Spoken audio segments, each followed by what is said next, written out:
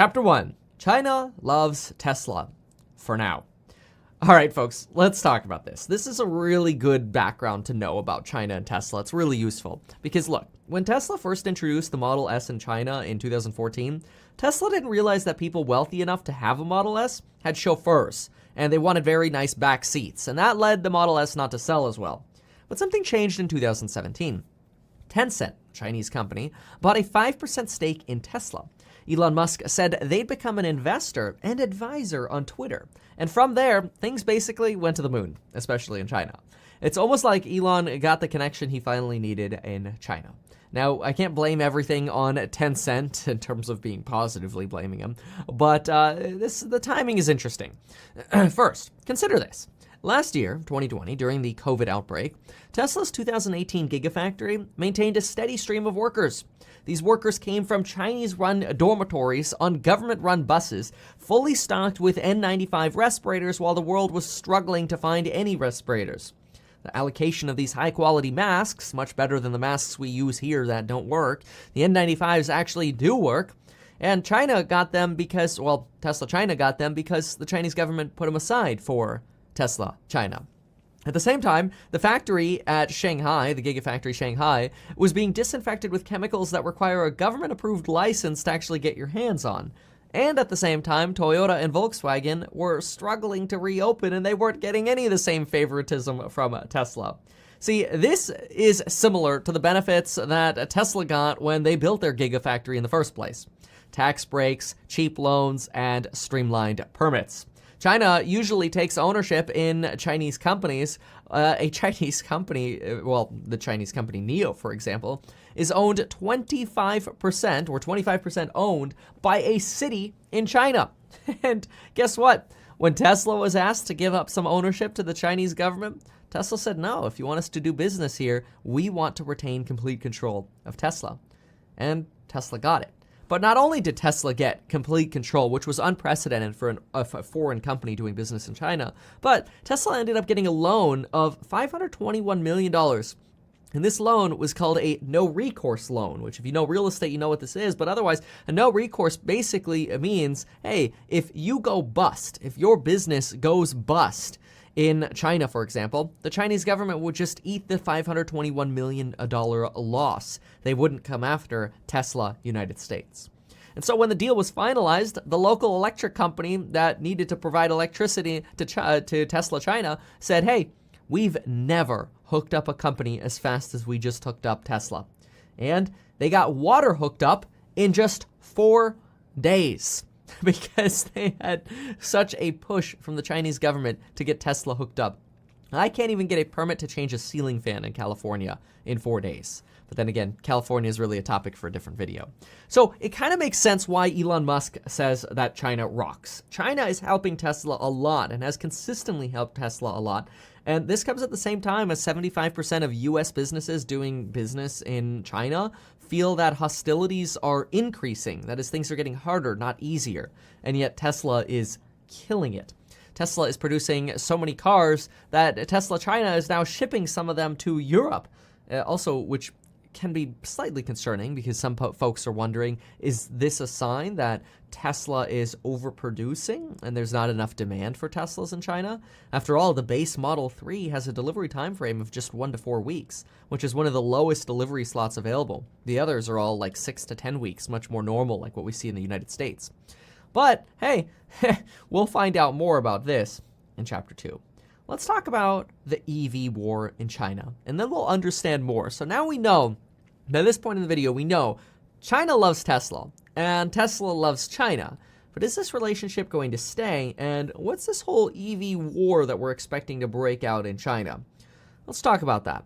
So China is the world's largest EV market. 1.2 million EVs were sold there in 2020, and that's 40% of everything sold in the entire world. But China isn't playing a short game here by helping Tesla. China has a very long view in mind. And in that long view, people wonder, isn't China going to favor Chinese companies? China does have some priorities for now. For right now, China wants to be the biggest EV manufacturer of the world. China wants to be the powerhouse where everybody gets their EVs made in China, or at least the bulk of them. In China, just to give you an idea of how much they're pushing EVs, take the city Shanghai, for example. In Shanghai, if you want to get a license plate for a new gas car, you have to win a lottery to get it, and even after you do, you have to pay $14,000 to get a license plate to permit a new gas car. EVs get their license plate for free. And the subsidies that encourage people to keep buying EVs keep getting extended and extended, much like, a lot of what we see in the United States, where the subsidies to encourage EV adoption continue to get extended. As a result, there is a bit of an argument that, hey, Tesla's probably pretty critical to China's mission of expanding EVs and becoming the EV powerhouse, at least for the time being. See, think about this. Tesla props up the entire Chinese EV industry. It's kind of like when you're running a race against somebody who's slightly faster than you tend to run faster so that you could try to catch up. This is happening in reality with these Chinese EV companies as well. Think about, for example, Tesla's partnership with CATL, China's largest EV battery manufacturer in China.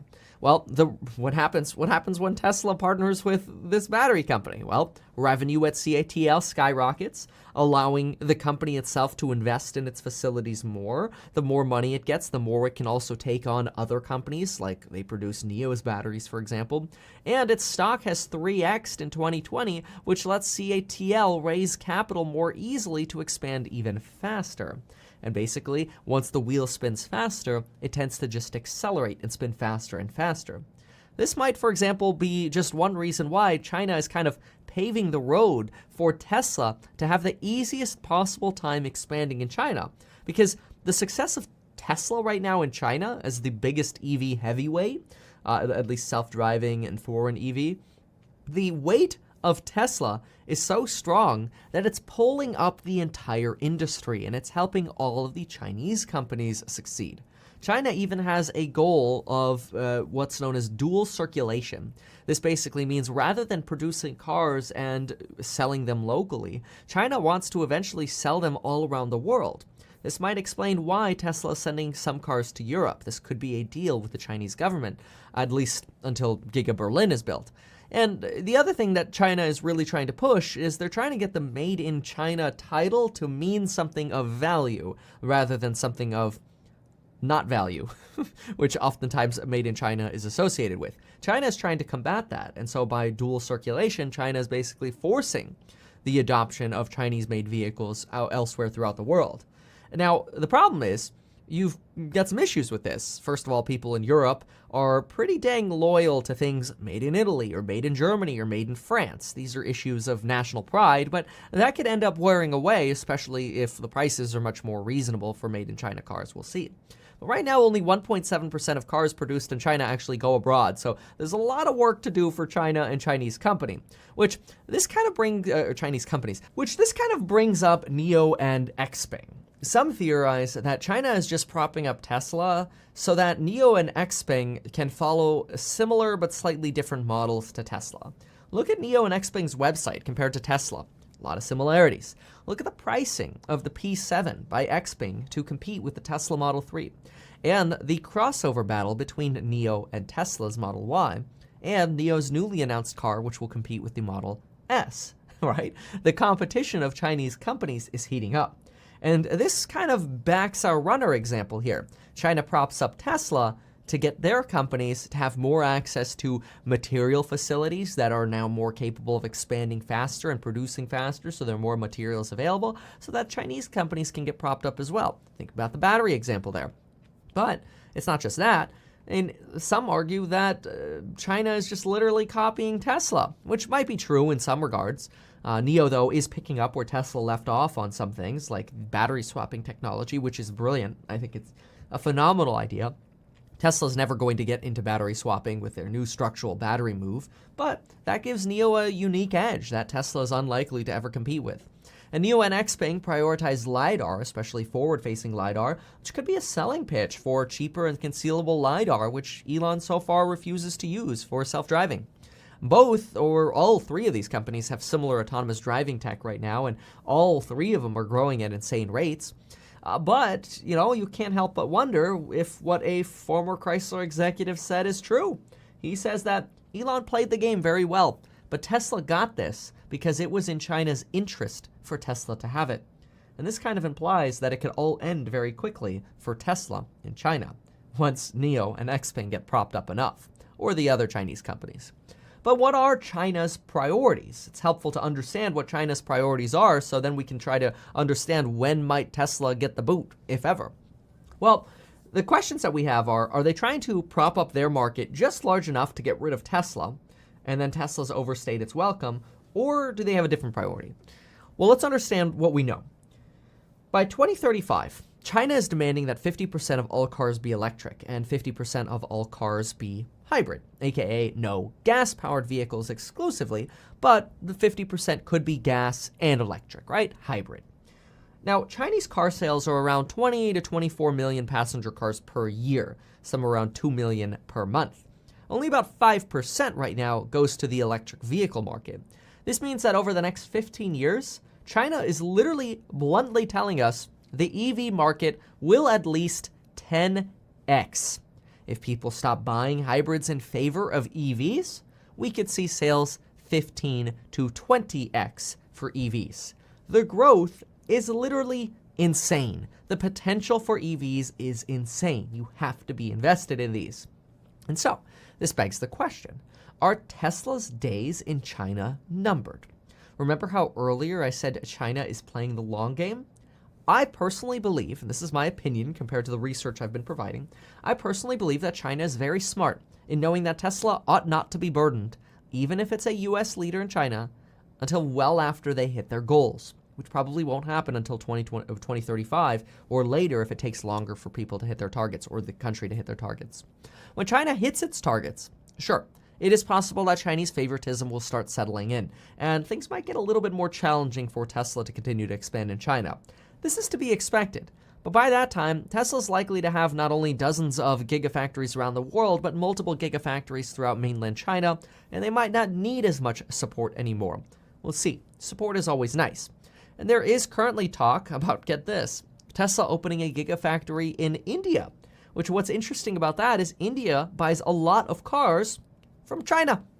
So you're already seeing Tesla prepare for the next 15 years by setting up shop in one of China's largest foreign markets. This is brilliant. This is Tesla literally being brilliant. You have to hand it to them.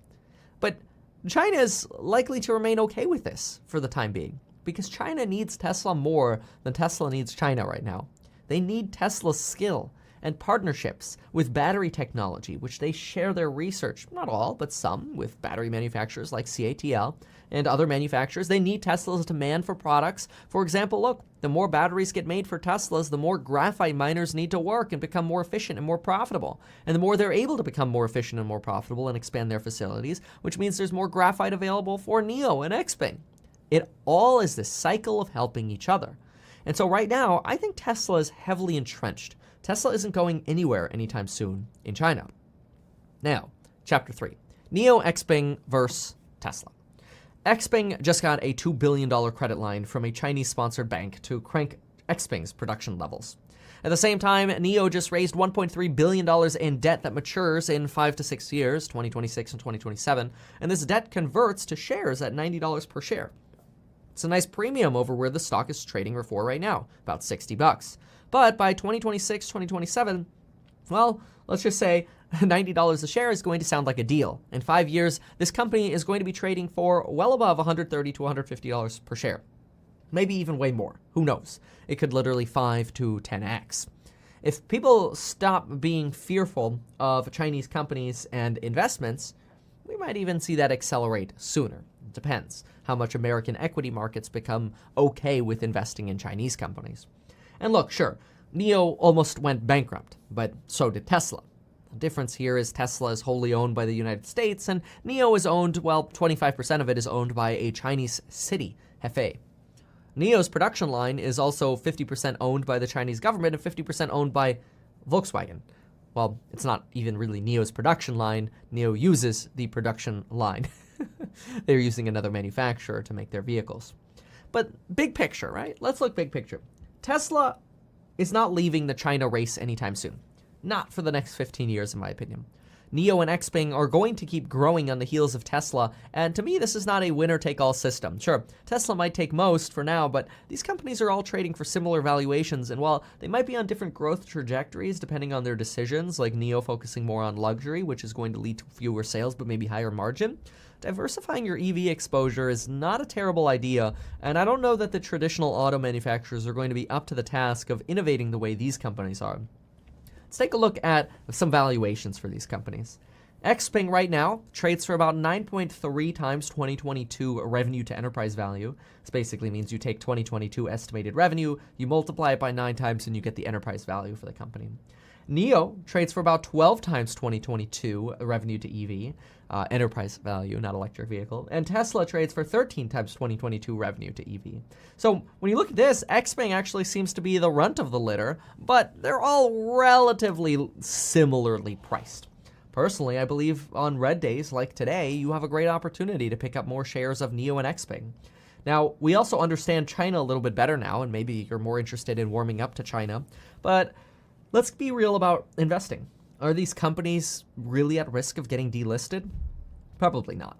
It wouldn't shock me that if NIO and XPeng got delisted to see China retaliate against Tesla, which would be very bad. And I don't think Biden will let that happen.